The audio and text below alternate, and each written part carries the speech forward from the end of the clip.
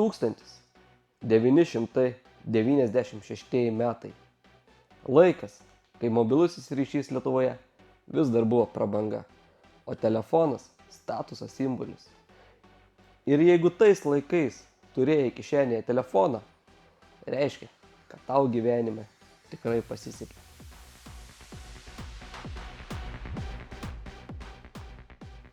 Šiandien į 53 archyvą nugula tikra plyta. Nokia 1610.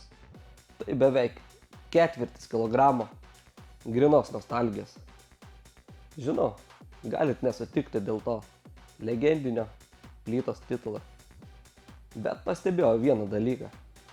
Kiekvienas tą telefoninę plytą įsivaizduojame savaip. Kai pasakai, o čia tai plyta, kiekvienam asocijuojasi vis kitas vaizdas.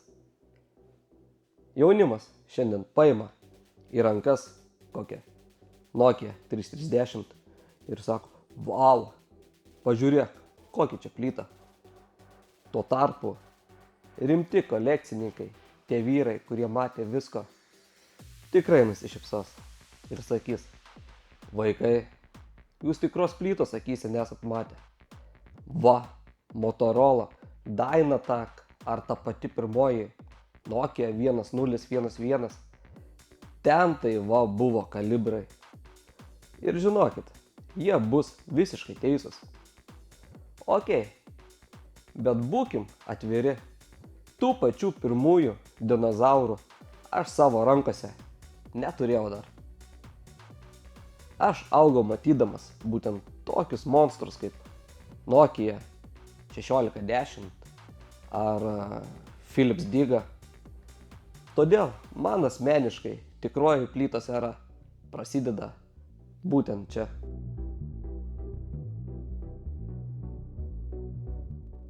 Šitas telefonas turi vieną labai įdomią paslaptį.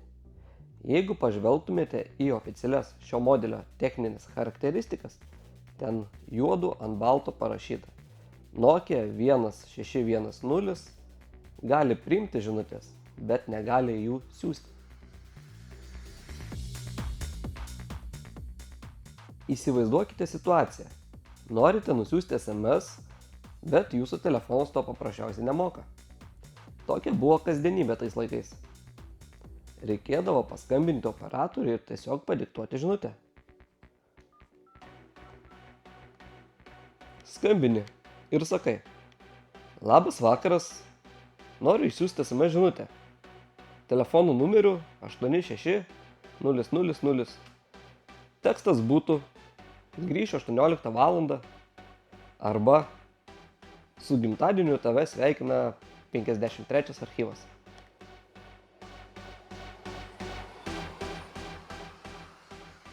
Ir žinokit, daugumai to metų vartotojai tai buvo visiškai normalu. Ne todėl, kad jie nemokėjo naudotis telefonu, o todėl, kad pats telefonas fiziškai neturėjo SMS siuntimo funkcijos. Žinutės tuomet buvo tinklo paslauga, o ne telefono galimybė. Tu skambindavai operatoriui, padiktuodavai savo tekstą, operatorius užrašydavo tavo tekstą su klaviatūra kompiuteryje ir išsiųsdavo jį gavėjai. Tai buvo laikai, kai tavo asmeninės žinutės, ar tai būtų meilės prisipažinimas, ar paprastas pranešimas vėluosiu vakarienės, pirmiausia ją išklausydavo operatorė. Įdomu, ko prisiklausydavo per dieną operatorės. Šiandien tai skamba neįtikėtinai. Tada tai buvo tiesiog kasdienybė. Gerai, grįžtame į tai, kas yra mano rankoje. Ir tai yra įdomus egzempliorius. Pažiūrime, kokia yra jo versija. Taip, matome versiją 5.02, sukurta 1996 vasarą. Pasirodo, paskutinieji 1610 modeliai gavo šį atnaujinimą visiškai tyliai, be jokios reklamos, be pompastikos. Jie dar gerą pusmetį buvo pardavinėjami kaip paprastos plytos. Nors viduje jau turėjo pilną SMS siuntimo funkciją. O tada atėjo 1997 kovas ir Nokia su didžiuliais marketingo būgnais išleido naująjį Nokia 1611. Iš išorės tai buvo tas pats telefonas, nieko nesiskiriantis, bet reklama tada rėkė. Jei nori pats rašyti ir siųsti SMS, pirk 1611. Bet va, šitas telefonas įrodo, jei 96-aisiais pabaigoje nusipirkai šitą 1610, tau pasisekė. Tu jau tada turėjai tą laisvę rašyti SMS pats už senojo modelio kainą. Einame į meniu ir matome tų laikų stebuklą – funkciją Write Message. Galėjai viską suspaudyti pats privačiai ir tavo žinučių turinys likdavo tik tau ir tavo gavėjai. O dabar padėkime SMS rašymo istorijas į šoną ir pažiūrėkime į pačią konstrukciją. Jei šiuolaikiniai telefonai yra tarsi trapūs stiklo papuošalai, tai šita Nokia yra labiau kaip statybinis įrankis. Jei netyčia ją išmestumėte ant kojos, greičiausiai gipso prireiktų jums, o ne naujo ekrano telefonui. Čia nėra jokio minkšto plastiko, kuris po 5 metų pavirsta lipnia koše. Čia yra tas tikrasis old schoolas. Kietasis plastikas. Tikriausiai su šituo telefonu gali kalti vinį į sieną, o telefonui turbūt nieko neatsitiktų. Mygtukai yra kieti, stabilus. Kiekvienas paspaudimas turi tą užtikrintą mechaninį garsą. Galit paklausyti. Jautiesi ne žinutę rašantis, o pianinu grojantis. Gumos kokybė tai wow. Po 30 metų atrodo kaip nauji. Čia viskas padaryta dešimtmečiams. Beje, čia nerasit milijoną spalvų ar aukštos raiškos. Ekranas buvo toks paprastas, griozdiškas, bet kartu ir mažas. Skaitant SMS vienoje eilutėje būdavo vos 8 raidės. Įsivaizduojat, ilgesnis žodis ir viskas, jis nebetelpa. Skaityti žinutę buvo tas pats, kas dėlioti dėlionę. Pamatai porą skiemenų, spaudi mygtukai, pamatai dar kelis, vėl spaudi į apačią. Tai vertė tave branginti kiekvieną simbolį. Viršuje turime šitą antenos bokštą. Ji čia atliko 2 funkcijas. Pirma, jei silpnas signalas kažkur dar būdavo aplink, tai ši antena tikrai jį pagaudavo. O antra jos funkcija tai buvo rankena. Tai būtent už jos dažniausiai traukdavai telefoną iš kišenės.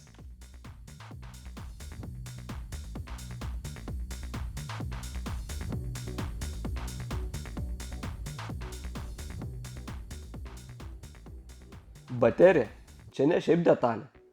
Tai masyvus blokas, kuris sudarydavo beveik pusę telefono svorio. Beje, žinot posakį, kad Nokia 1610 nekrenta iš rankų. Ji tiesiog nusprendžia patikrinti grindų tvirtumą.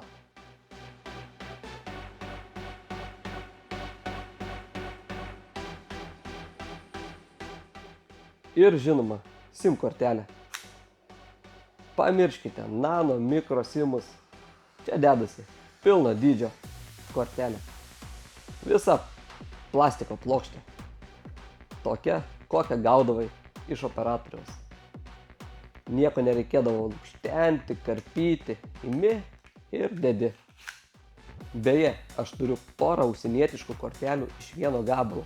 Panašiai tokios buvo ir pirmosios lietuviškų GSM tinklų SIM kortelės. Nors iš vieno gabalo gal ir nebuvo Lietuvoje, arba bent jau neprisimenu. Jeigu žinot, parašykit komentaruose. Dažniausiai būdavo tokio tipo standartinės SIM kortelės. su galimybė išimti mini SIM. Pats kortelės įdėjimas į naują telefoną tai buvo kažkas wow momentas. Ne kaip dabar, su adata bandai pataikyti tą mažą skylutę, kad stalčiukas atsidarytų. Čia įdėjai kortelę, įjungiai telefoną ir matai, ekrane atsirasdavo tinklo pavadinimas. Tada žinojai, kad misija įvykdyta. Tu ne šiaip įdėjai SIM kortelę, tu atlikai rimtą technikos paruošimą darbui. Ok, o dabar laikas pažadinti šitą monstrą.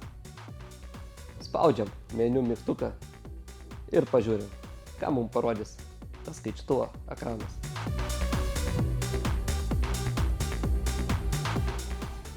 Taip, toks yra pagrindinis ekranas. Meniu pasirinkime turime aukštyn žemyn. Kadangi meniu nėra didelis, pereisim greitai visą. Taip, pirmas punktas tai yra atminties nustatymai, parametrai. Tai čia visi būdavo rinkti numeriai, gauti numeriai, praleisti numeriai, galėdavo juos ištrinti, balso paštas ir susivesti savo numerį. Taip, galim pažiūrėti, ar turime gautų numerių. Ne, šiuo metu gautų numerių neturime. Žinutės. Čia galėdavai skaityti žinutės, siųsti žinutės.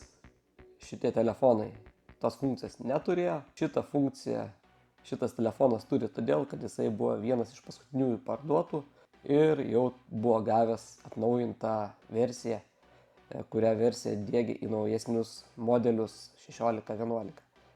Taip, ir žinučių nustatymai.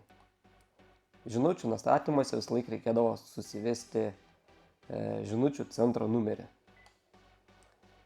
Jeigu šitą numerį nesusivesdavai, GSM tinklo operatoriaus centro numerio, tai tu negalėdavai nei gauti, nei siūsti žinučių.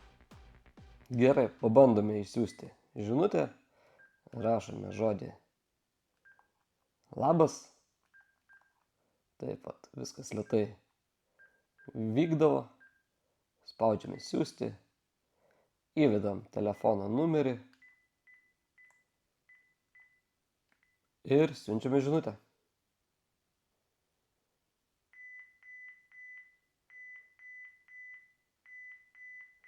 Taip, žinutę išsiuntėm.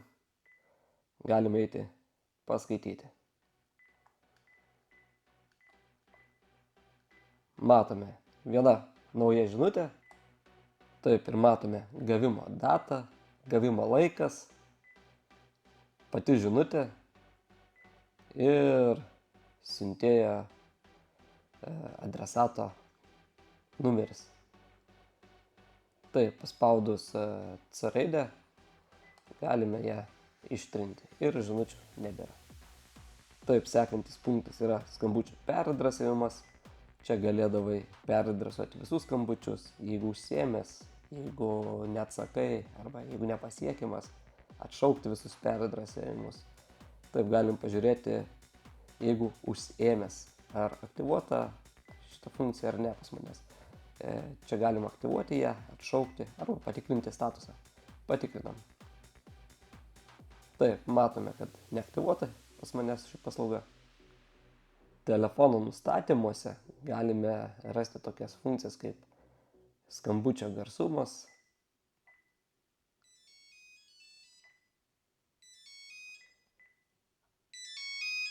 Ir garsiausias 5. Taip, toliau galime pasirinkti skambėjimo toną. Čia būdavo 5 tonai, galim visus pereiti.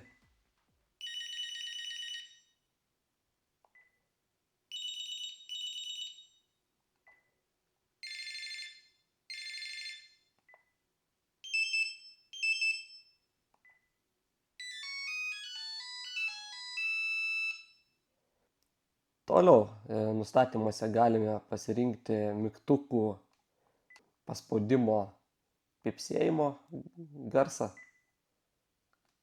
visai išjungti, labai silpnas, vidutinis arba garsiausias. Taip pat galima nusistatyti ekrano apšvietimą įjungtas arba išjungtas.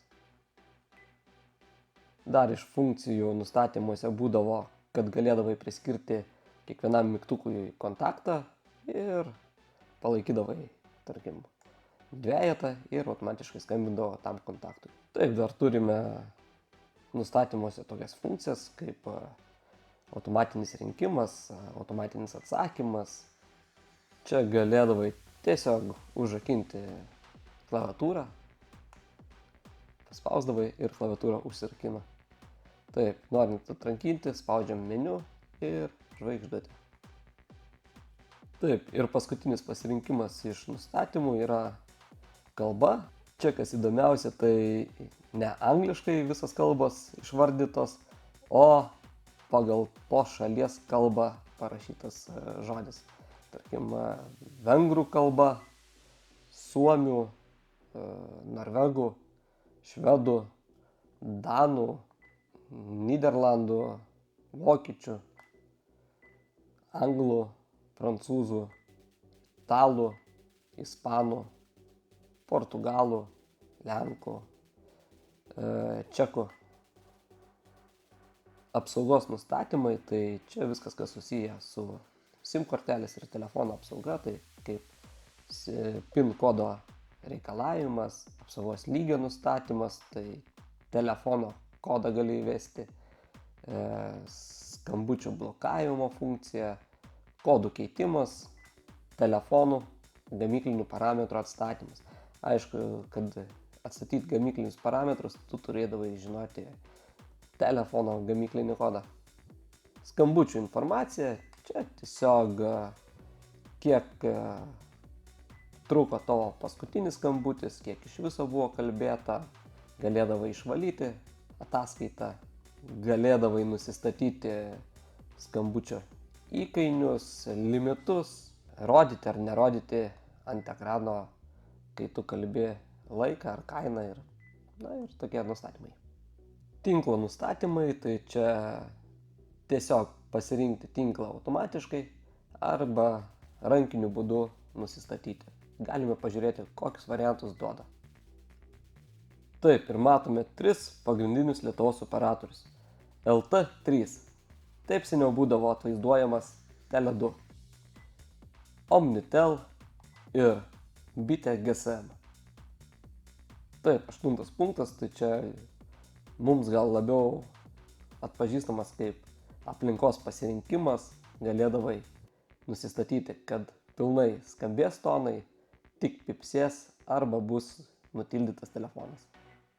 Paskutinis meniu punktas yra telefonų editorius, ar kaip čia pavadinti, tai čia tokia kaip savotiška telefonų knyga. Susivesdavai telefoną ir galėdavai išsisaugoti, tarkim, A, B, C. Išsaugojam kaip antru numeriu ar trečiu. Pasirenkam, kuriuo numeriu išsaugoti ir išsaugojam. Kad pažiūrėti savo adresatų knygą, tiesiog spaudi R, perskambinti paskutiniam numeriui ar tiesiog rinktis iš sąrašo mūsų sukurtas ABC arba 53 archyvas.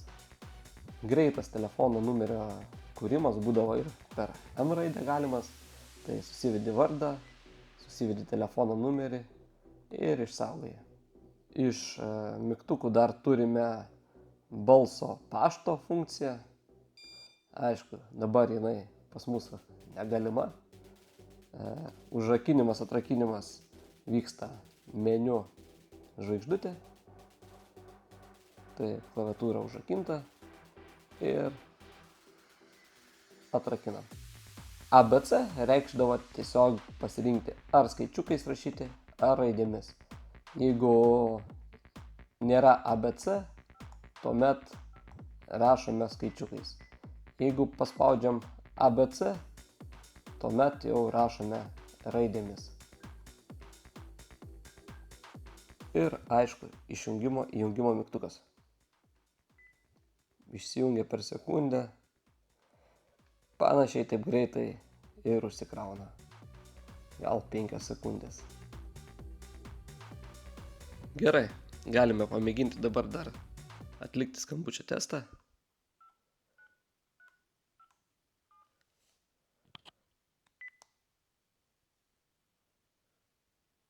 Numerio, kurį surinkote, nėra. Prašom patikrinti numerį ir bandyti dar kartą. The number you have dialed is not in service.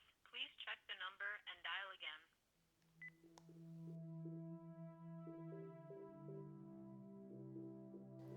Šitas telefonas man primena laikus, kai žodžiai turėjo svorį. Nesvarbu, ar diktuodavo jos operatoriai, ar pats lėtai spaudydavo tos mygtukus, lyg pianino klavišus. Tu galvojai, ką rašai, nes tam reikėjo kantrybės ir tavo laiko. Su jumis buvau aš, Laimonas, iš 53 archyvo. Iki kitų apžvalgų.